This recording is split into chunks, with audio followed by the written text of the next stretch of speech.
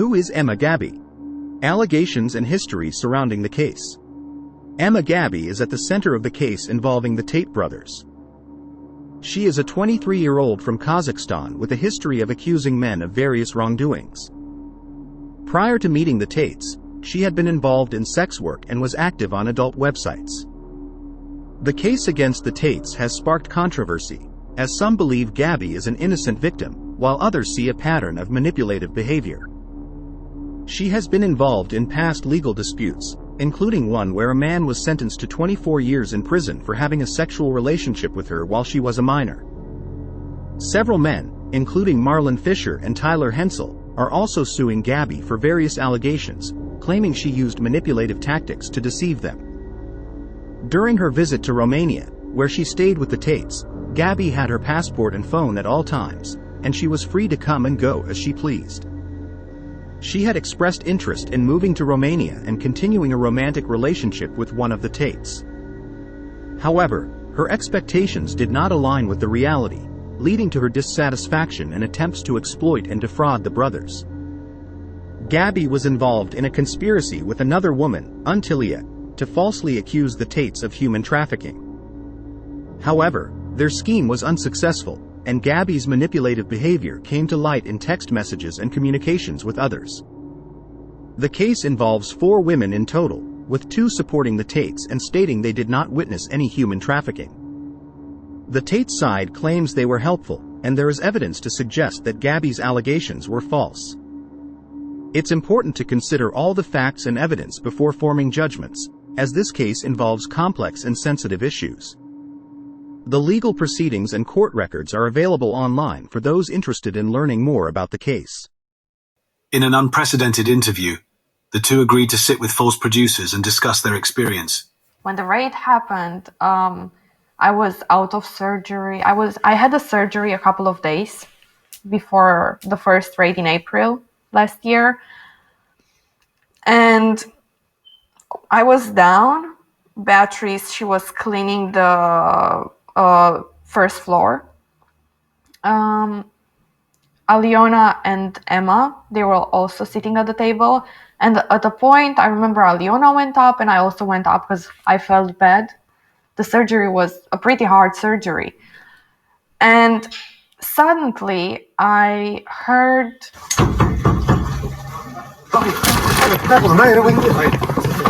Înainte ca percheziția să se întâmple în casa noastră, totul era perfect. Era casa unde tu o puteai numi familie, unde te simțeai bine, unde totul era perfect. There is a difference between what they said their motivation was on coming to Romania and what the actual reason. I personally think that this whole scenario, this was a scenario long before it happened. It was made long before it happened. They were talking about it, and that there is proof and evidence. We have their conversations. You can see them online as well. You have their conversation planning this whole thing. Niciodată nu s-a pus problema ca cineva să nu aibă voie să iasă din casă sau să fie încuiat în cameră, în cazul în care puteau să iasă și prin garaj, puteau să iasă și prin grădină și ușa tot timpul era deschisă. Before it all happened, everything was normal. Everything was fine. We were living a good life. Everyone was happy. And then when the whole thing started, everything came as a shock. So basically, Andrew and Tristan have always been very helpful, very kind, very good people. And they've always went out and like, oh, I can help you. I can do this for you. Do you need anything? I will make sure that you'll be fine. Let me help you. And what happened was that there are these 2 girls. Everyone knows about already, Moldovan from UK, and this Moldovan girl, she had a lot of problems. Let's just say she was dealing with a lot. And they offered to help her through it, and that's how I met her. She was very kind and very nice at first. And then slowly, she started showing some signs, some red flags. Înainte să îi cunosc pe frații, pe Andrew și pe Tristan Tate, am lucrat ca și producător de emisiuni la o mare televiziune din România. Am renunțat la a fi producător de emisiune și am început să lucrez pe social media. I first started working as a manager and as a skin therapist over in Norway, where me and some friends, we kind of opened like a skincare company, and it was very fun, but at a point it became too much. It was very stressful, and that's when I decided to go back to Romania, where I focused mostly on working with social media. It's really nice being a leader and deciding, having my own life,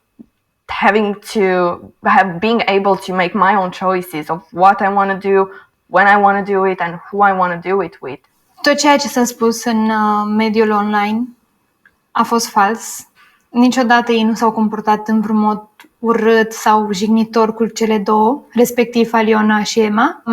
Am fost mai mult prietenă cu Aliona decât cu Emma și de fiecare dată când Aliona m-a rugat un lucru, mereu am ajutat-o. Chiar am filmări pe telefon când eu mergeam cu Aliona la mall și mergeam la restaurant și mergeam să ne cumpărăm haine. Deci de aici se poate înțelege că niciodată ele nu au fost puse în ipostaza de a fi sechestrate sau atât. Emma, I personally met her at Andrew and Tristan's home. We don't live far from each other, so obviously we are like family. Every time they were coming back to Romania from traveling or business, we will meet. And this girl, Emma, was there, and I met her personally, and she told me how she wanted to follow her dreams and make music.